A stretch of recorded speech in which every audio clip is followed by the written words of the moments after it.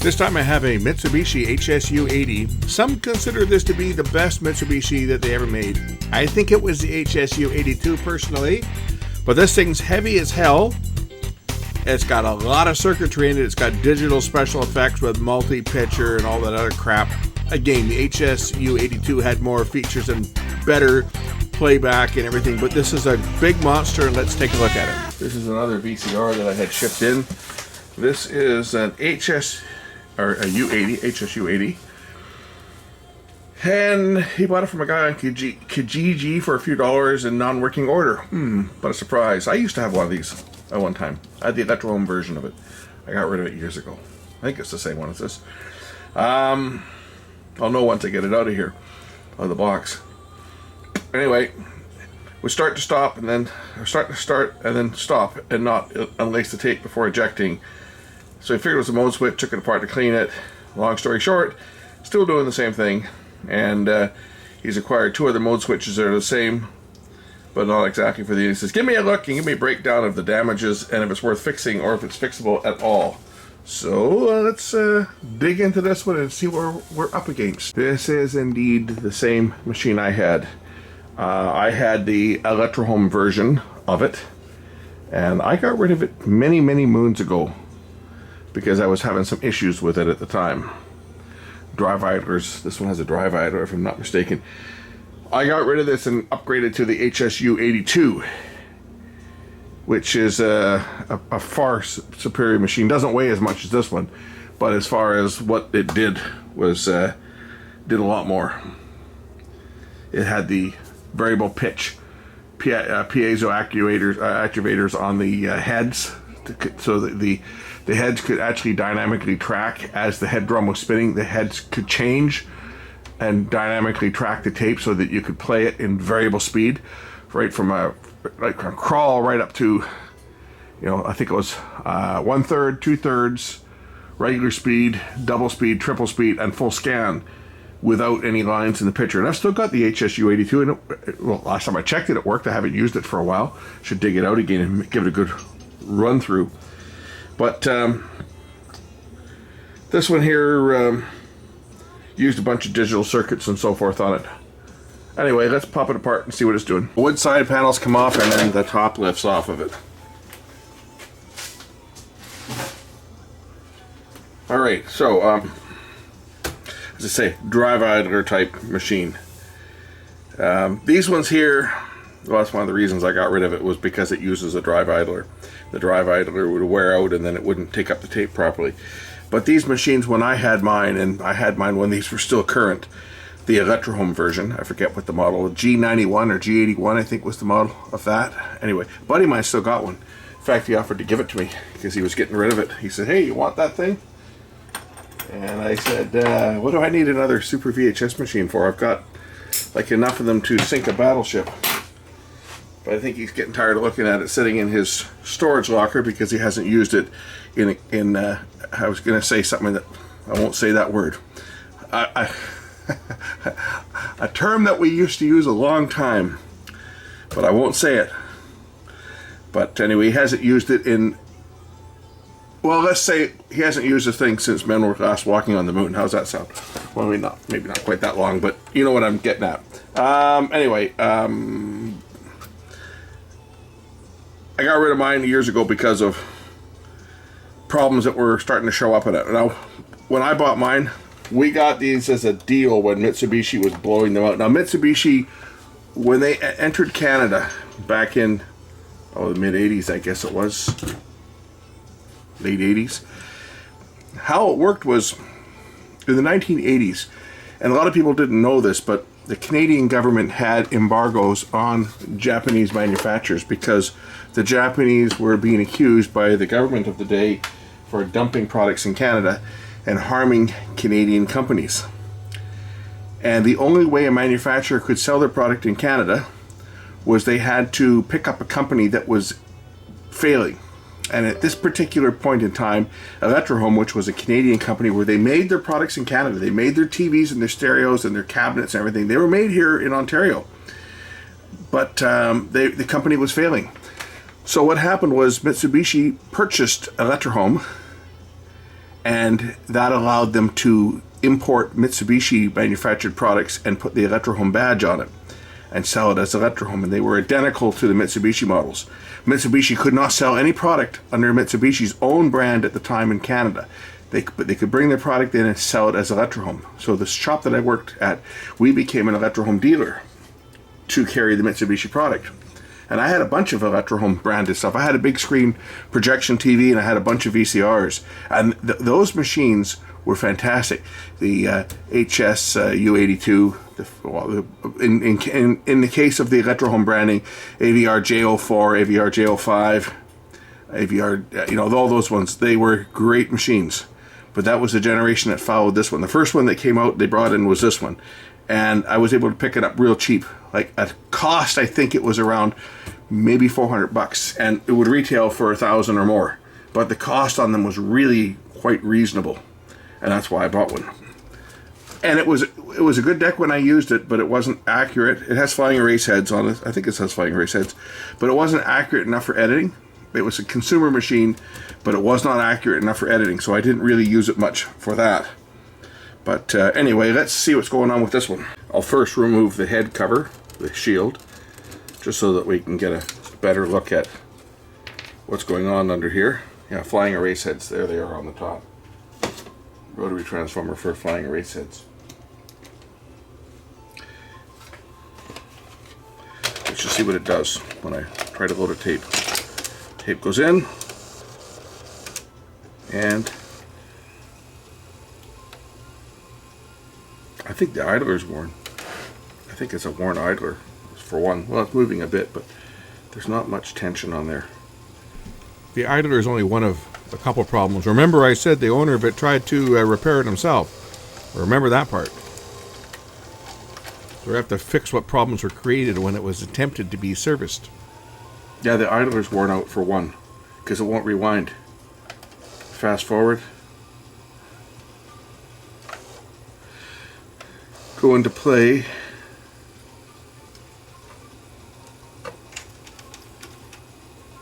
It's acting up. Stop. See.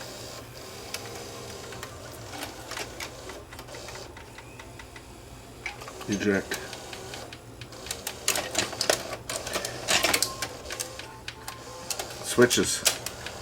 Switches are acting up on here. That's a loading switch.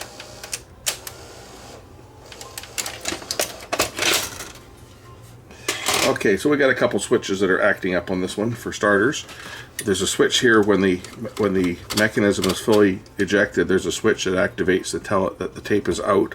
For one, looks like the mode switch is not working properly on this one. Got to get to the mode switch. I forget even where it is on this. It's been so long since I worked on one of these machines. Geez, it's been years. It's been probably 30 years since I've seen one of these machines, if not more. The last one I worked on was the one that I owned before I got rid of it. Bottom cover comes off with a couple of screws on the bottom and on the sides, and I need to get under the digital board if I'm not mistaken. I got to get under the digital board to access the transport.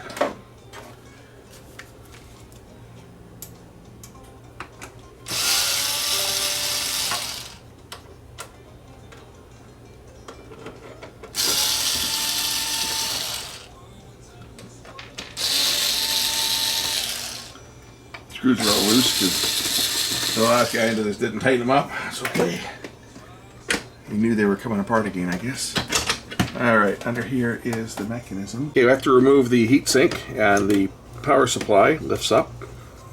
This is the power board on it to access.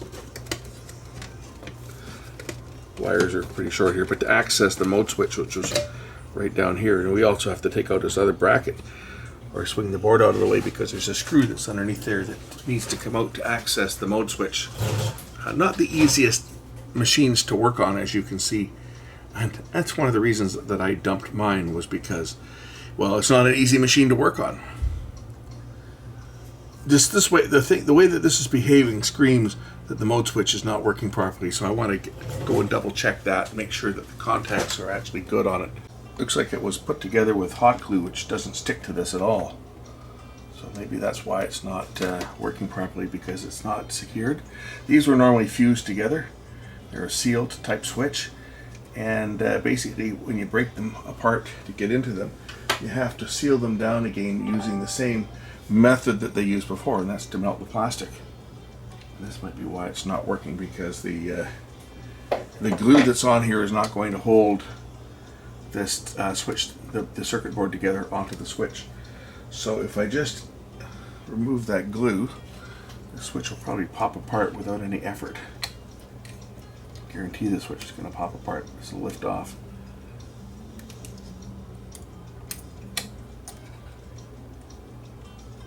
Because it's loose, as you can see.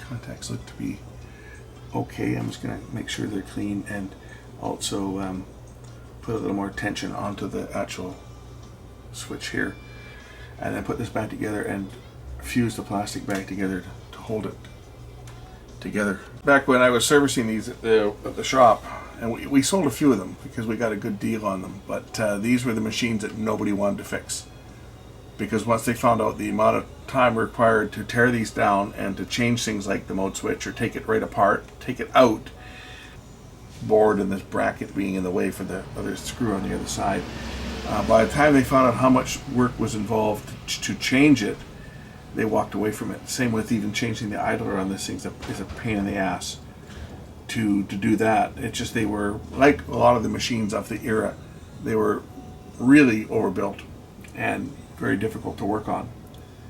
And of course, with the way the prices of VCRs were dropping right after this came out, nobody in their right mind was spending money to fix these things. I'm just letting my soldering iron warm up here so that I can put the switch back together, and we'll fuse over the plastic here to hold it together.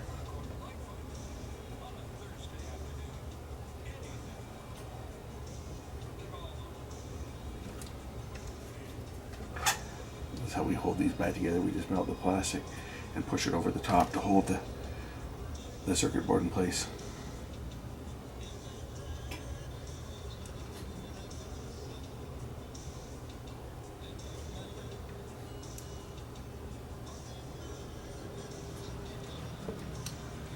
Yes, you burn yourself in the process of doing this, incidentally, because you're basically melting the plastic and then getting your finger in there and pushing it down. But I want to make sure that it's got a good contact between the switch and the actual board itself. We'll throw this power module back in and give this thing a try and see whether it's done anything different to the way that it operates. Alright, I want to see if it does anything different this time. But I just want to see how the mechanism operates, whether it will lace the tape properly. Oh, look, I fixed that part. Cool. Okay, let's see if we get a picture. Okay, we got an alignment issue on this one. Let's see if I can tweak those guides. Where's my screwdriver? See if I can just adjust the guides on these, because this ones here had a tendency to come loose on some of these ones.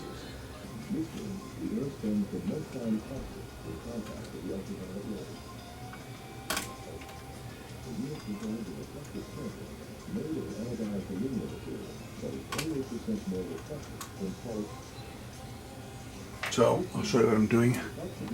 I'm not using a scope or anything at this point. I'm using a adjustment tool. You can do a screwdriver too, but this just makes it easier because it fits right down over top of the guide. And I'm just kind of eyeballing this on the screen to try to get the alignment close. And I've now got a perfect picture. I don't know if I've got any hi-fi sound off it yet, but I do have a perfect picture on this. As you can see, I have a perfect picture. Pause. Digital pause. Jog shuttle.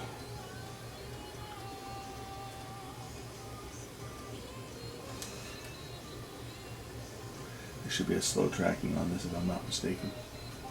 Where is it? The new blue light ultraviolet extra intelligent filter from Miracle Mate. Well, that part's working. I know what's going to happen when I hit eject or hit stop. It's going to probably try to eat the tape because the idler is no good. So if I hit stop, it's going to unlace. But of course the tape's not winding back properly because the idler itself, like rewind, is not working because the idler is worn out. I'm just going to try another tape. I don't know if there was hi-fi on that tape or not, so I'm just going to try a tape with hi-fi and see if I can get some hi-fi sound because I wasn't getting anything so far. Let's just try my Super VHS tape here.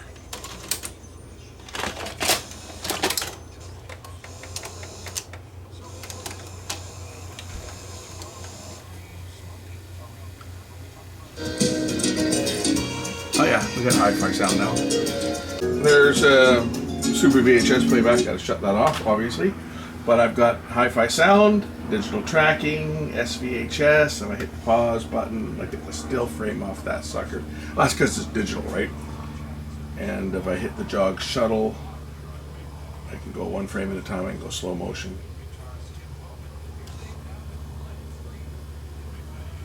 Right up the search, back down to still, reverse.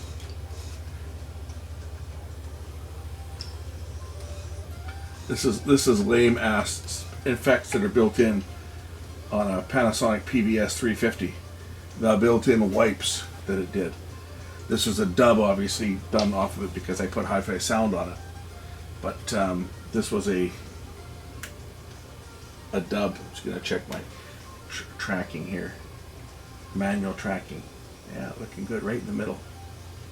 And then auto tracking, digital tracking as they call it. See, this machine you can turn the tracking. You can set it to auto or manual. So there, it's working. The guy that owns this will be pretty happy to see that it's working. And all I basically did was re-clean the mode switch, but I put it together properly. He had put it together just using hot glue, and hot glue is not going to hold that little circuit board in place. It needs to be, that's why they fused it with plastic before. You got to melt the plastic and push it over to hold that circuit board in tight. Otherwise, the contact isn't going to be good. And that's all I've done, was just fuse that down, wipe it clean again, just to make sure there was no dirt and debris in there. Just wiped it with some deoxit on the end of a Q-tip, and tightened up the springs ever so slightly, just bent them upward a bit, and put it back together and sealed it up.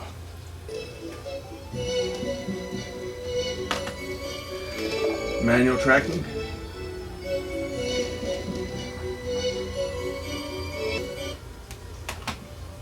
I don't know whether that music will pull a match or not. It's John Tesh. You know, the guy that used to host the TV show Entertainment Tonight like 40 odd years ago. He's a musician. And I guess Sony commissioned the music for this Laserdisc from John Tesh project. But whether it's going to pull a match or not, I don't know, and I don't want to find out. And if it does, I'll have to mute it. But anyway, as you can see, this machine is playing okay.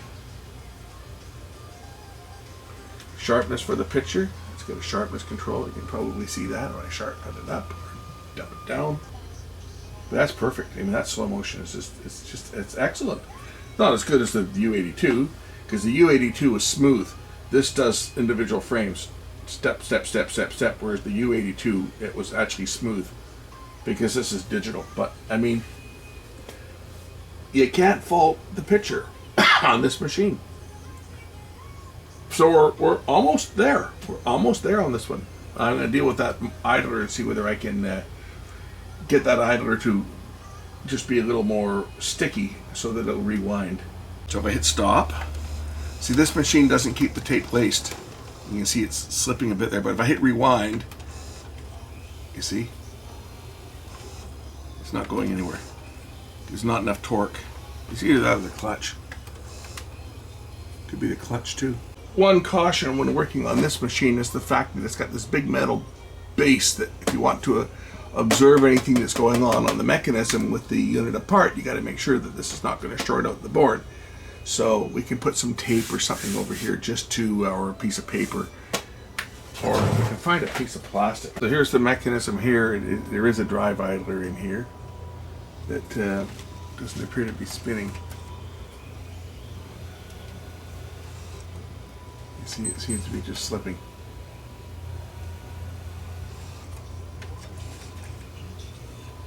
So how this operates is when you're in forward search and reverse search, it's using the gears here. The idler is not engaged at all. You can see it sitting in the middle. Hit reverse search, it actually flips this little gear into position. Actually flips this gear into position. And we go into play, and then this gear is going to flip into position. You see? See the gear move? Maybe you couldn't see it from the camera angle. Can we see it now? Okay, here's our gears. These are the low torque gears for play and for search forward and backwards. If I hit reverse search, watch what happens here. You'll see that the clutch will reverse and this gear here kicks into position to drive the tape reel backward. That's why it's working in rewind or search forward and backwards. The idler is sitting right here in the middle. The idler is not being used at all. Right, when I select stop, go back to play here. When I select stop, now it's using the idler to rewind the tape. When I go into rewind, you'll see the idler will flip up here, but the idler is slipping. It's not driving the tape wheel. So I gotta either find a new idler or put something sticky on there to make it stick.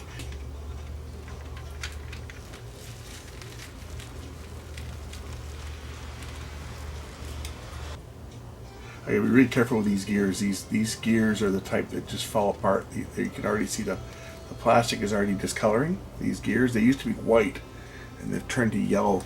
They become really, really brittle, and I don't even want to breathe on them because you know, it might be better just to try to put something down on there. I'm going to try some rubber renew, just see whether putting a little bit of rubber renew on the tire itself will give it enough grip that it will work.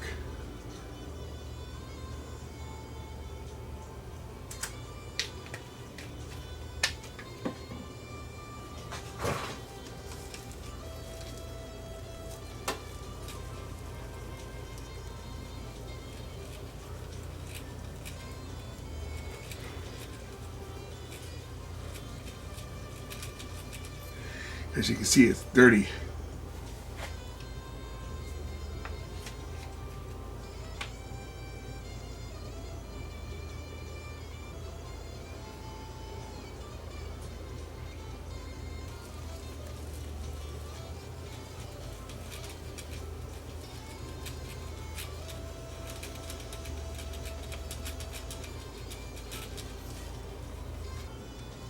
Put the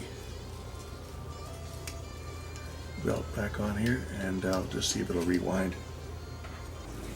To make sure that the little tabs lock in here, there's two little tabs that fit in there, these slots, to stop the gears from turning too far. Let's just see if this will rewind now. Nope, we still don't have enough torque. So I've got the mechanism in position. I'm turning it on rewind manually here, and there's a bit of torque on here now. Let's try fast forward.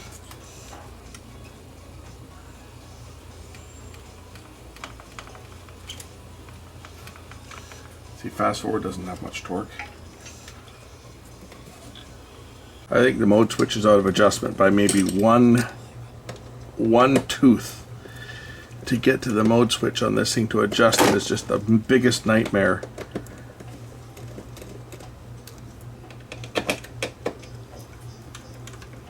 Because it's got a bracket in the way. There's a screw under here.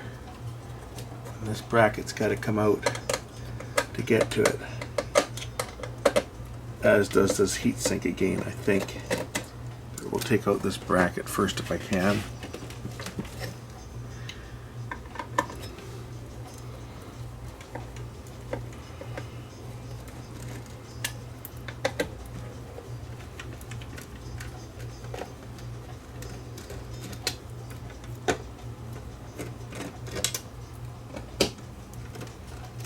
See, this is why you're seeing exactly why nobody fixed these machines when these machines were available. Nobody wanted to fix these machines because to get to the mode switch you got to do this entire disassembly to get there because of how it's buried. But I want to just check the alignment of it. because it was taken apart, and it was very possible that when it was taken apart, the teeth weren't put back together, weren't lined up properly. So again, ridiculous design. And of course you can't run it when it's apart like this, because it's not in a good position to try to run it when it's apart. But now I can get to the mode switch.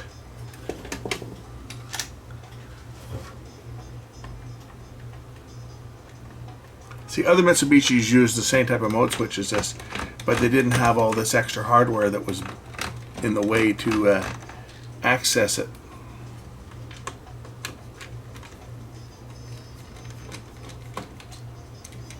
I believe the mechanism's a bit out of time. The machine thinks it's in the stop mode now, but you see this little hole here that's supposed to line up. If I turn the loading motor, that should line up with that hole. I think now the alignment is correct. So now I'll try putting the mode switch back in place without turning anything. Put the mode switch back in place, and hopefully it will release the brakes. Because this cam here, this cam slides back and forth, this is what releases the brakes, and the brakes are not releasing for the hubs. Sorry, this is correct. There's a matching mark here pointing over here, and the positioning hole right there, so that's pointing correct. And on top here, this little arrow points towards the what used to be a little indentation over there, but that's correct. So this should be in the stop mode now. I put the switch back into position.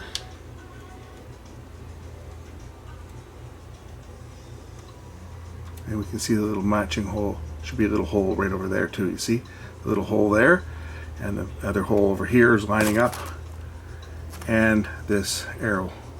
That is the stop position, which is where I left the mechanism when I took it down.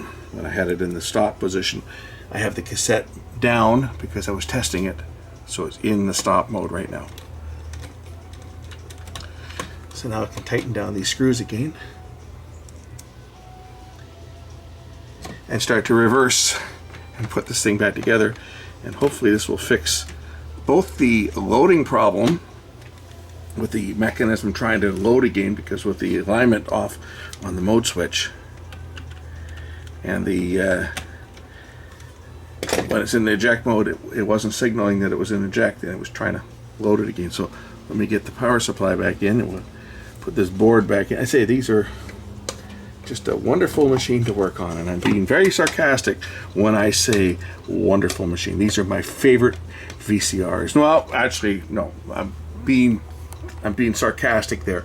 My favorite VCRs were ones made by JVC of the old vintage, which I refuse to work on because they're just a pile of crap. Although this is up there.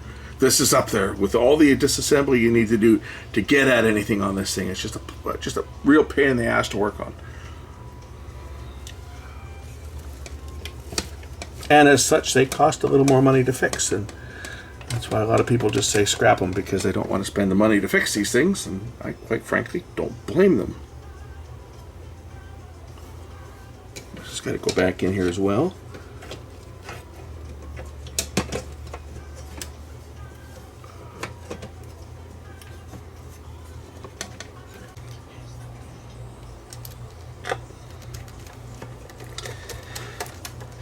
Sometimes this doesn't want to go down into position. It's because the heat sink on the other side catches a wire and it kind of sticks it. So you got to turn it around and make sure you're not getting any wires looped around the heat sink. I'll show you where it catches once I get this installed. I'll put the digital board back in so we can test it again and see whether it's going to go into full fast forward and rewind. Actually, we can do that before I get to that point of putting in the digital board. This little loop of wire here sometimes catches around the end of the heatsink here and stops you from pushing it all the way into place. So you got to make sure that little loop of wire doesn't get caught. All right, now I'm going to power the unit up again. I'll just put something in here to prevent this from short-circuiting in the event that it were to move. I am happy to report that the unit will now go into full rewind and fast forward. If I push the fast forward button, I have plenty of torque. You can see how much torque I got. If I stop the reel from turning, it actually stops the pulley. So the idler is in good shape. Rewind. Let's hit rewind and see what happens on rewind. Rewind is the same. I can actually stop the pulley from turning. So the idler is good. After putting the rubber renew on there, taking the sheen off, that wasn't why it was sticking. It was sticking, just the brakes weren't being released because the alignment was incorrect for the mode switch, which we've now corrected and repaired properly. So now I can proceed to start to reassemble the machine, and hopefully everything's going to work properly. Put the digital board back in like that. I'm going to put the front face on because we had to pull the face off of it to do this as well.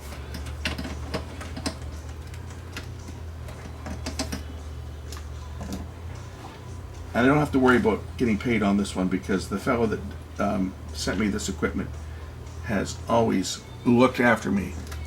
He wants his equipment fixed, and he's one of the people that actually appreciates that we can fix this old equipment. So that's why I'm putting the effort in on this one that I didn't put in so much on the SLVR5, because the fellow that owned the SLVR5 made it pretty clear that he wasn't going to be spending a lot of money on it, and that's why it didn't get the amount of attention that this one has been getting today.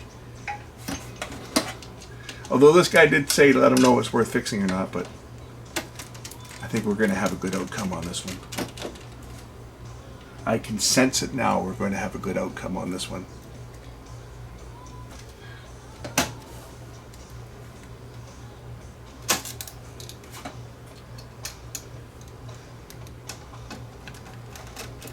And capacitors were not an issue on this particular model of machine.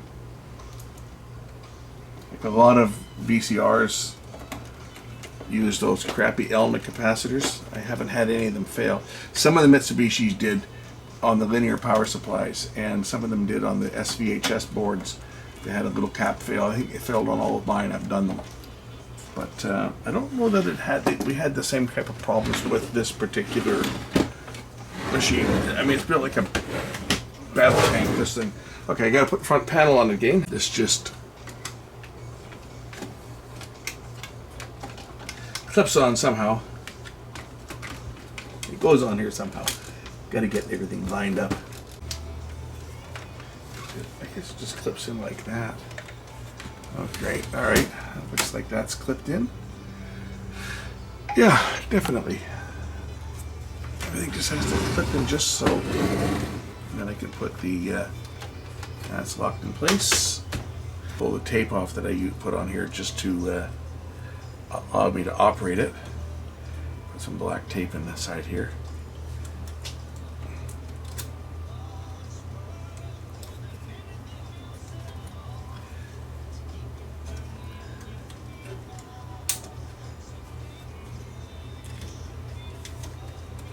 All right, let's throw a tape in it and see what it does.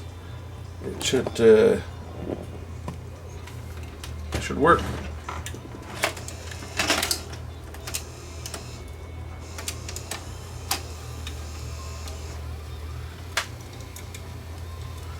And it does. I have a picture. Let's check out rewind. Is it going to rewind? And it's going to rewind. Give me a thumbs up, guys. Give me a thumbs up. Be sure to like the video. Tell all your friends. Subscribe to my channel. I don't want to beg for subscriptions. I don't want to be like those other guys, but really, subscriptions do help the channel out.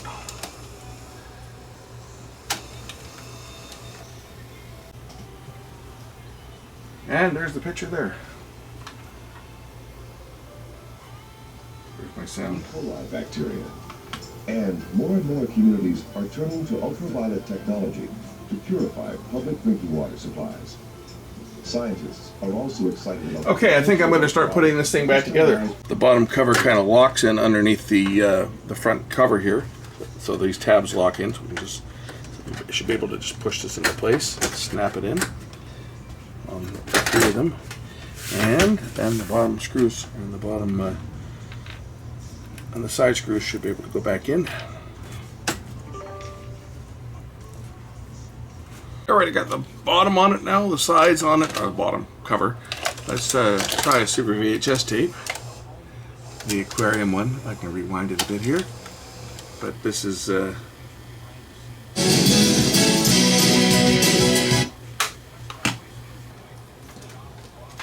There is a Super VHS tape that was recorded off a laser disc. We'll check all the features out here.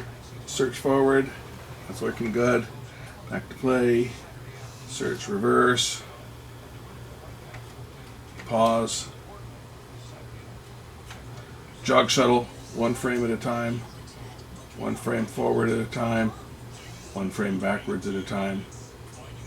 Slow motion reverse. Slow motion forward. Gonna rewind this tape back to the beginning.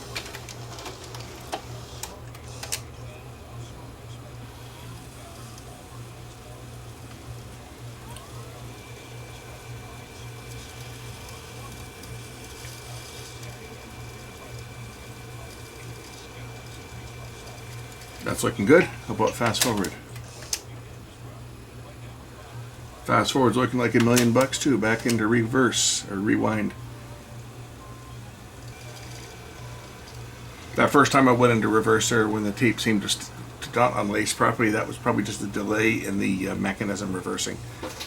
You know, the idler flipping from one side to the other, for example.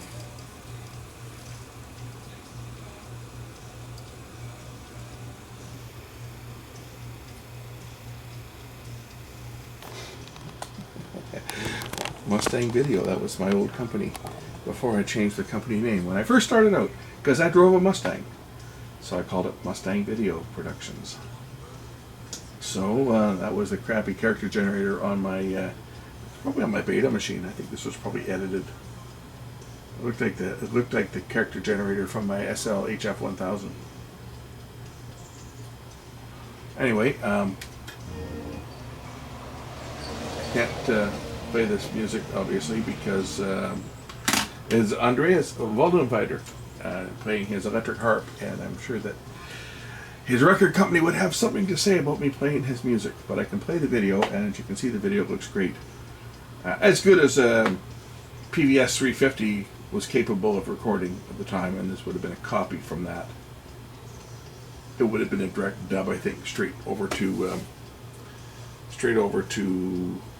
actually, yeah, well, those characters are on the camera, and I don't think it had a character generator on it, but this would have been a dub straight over. I wouldn't have gone to like beta and edited it and then dumped it back to Super VHS. This would have been a direct Super VHS dub for sure, to try to maintain the quality for second generation. Because I used to use this this tape that I've got here.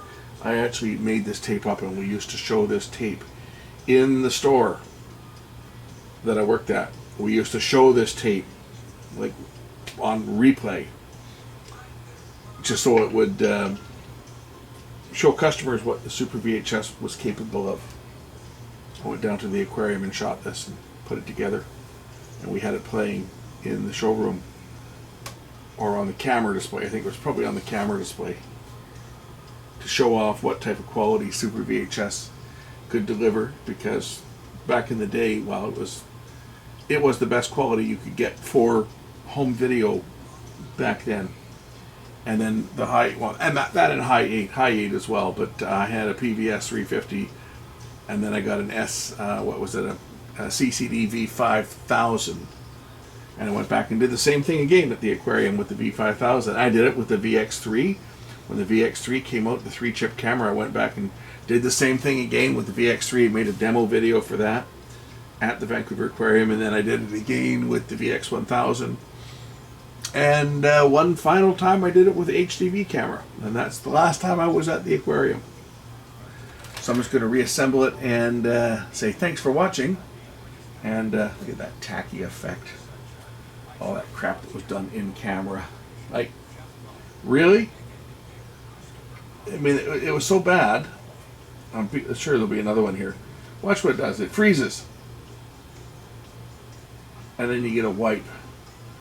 Really? Who uses effects like that? I mean, the CCD V5000 did it too, but it did it with a little more finesse than that. At least it didn't freeze a picture for 3 seconds before it started to do the wipe. It did it relatively quick. The cross dissolve on the V5000 was actually not too bad. It did a hell of a lot better job than Panasonic did with their PVS 350 big shoulder mount camcorder that I sold years ago. I sold it to one of the schools actually. When I stopped using it, I sold it to a school. I think I sold it to the high school.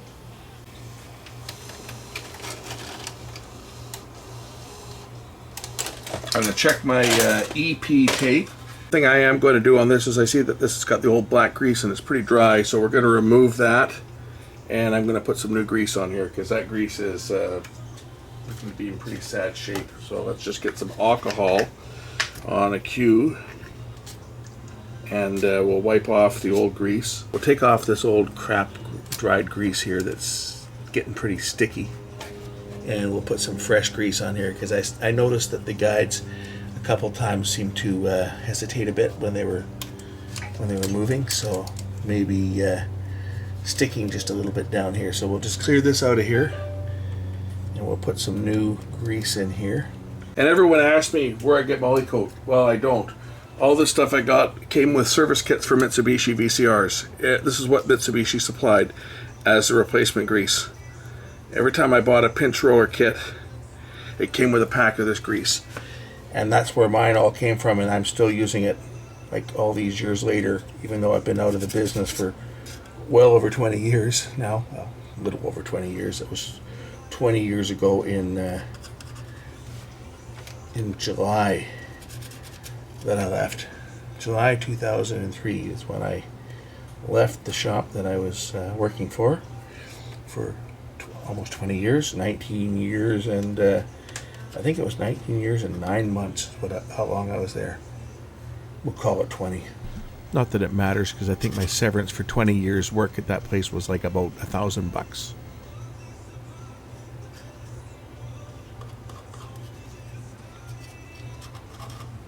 Now we don't put a lot of grease in here just because too much grease will get the thing gummed up. We just want enough that once the guide slides into position, it will push it along the track and stop things from sticking. At least that's the idea.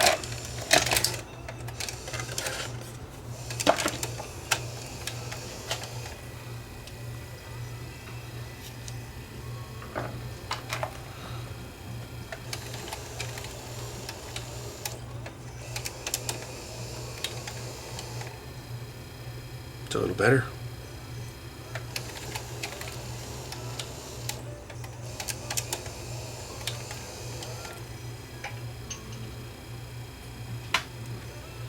And of course it's working. I got the closed captions are on here. I got the captions set, I guess, when it's muted, and there's closed captions on this tape. So can't show that, obviously. But the machine's working. That's all I wanted to verify, is that everything plays. It plays tapes in SP and EP, and the mechanism's now nice and smooth. It's not hanging up on anything. So now I can finish putting this one together and get it ready to ship back to Ontario, which is where this one came from. Same guy that owns this one has that TIAC that had the bad motor, and apparently he's sent me a motor for it, so we'll be doing that 3-channel TIAC again once I get to it. That'll be one of the next ones I guess I do.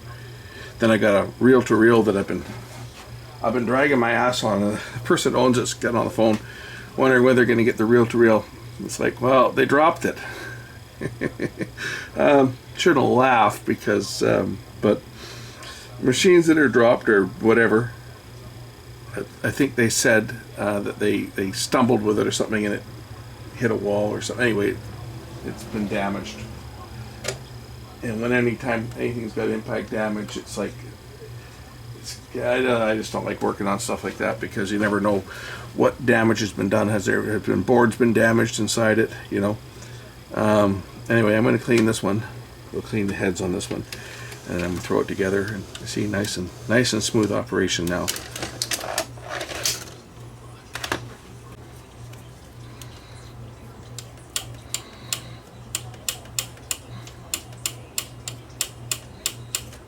That wasn't dirty.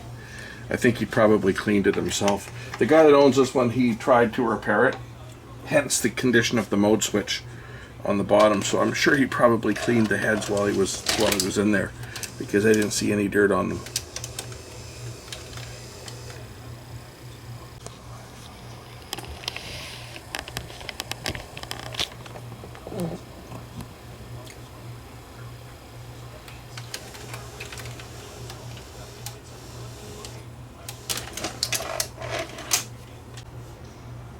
Whoa, there's a big wasp in here.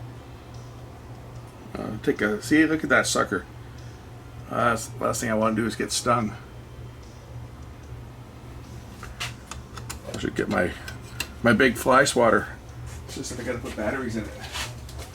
Maybe I will put some batteries in it. We'll see if we can bite this sucker up. If he keeps hovering around here, I'm gonna put some batteries in it. We'll light him up with this thing. If the wasp knows what's good for him, he will fly away. It'll be wasp meets electricity. Shield cover back in, and the ground screw, and the ground wire, I should say. Alright, this one's done. Just gotta throw the top cover on it. I'm gonna end the video now. Thanks for watching. We'll catch you in the next one. Bye.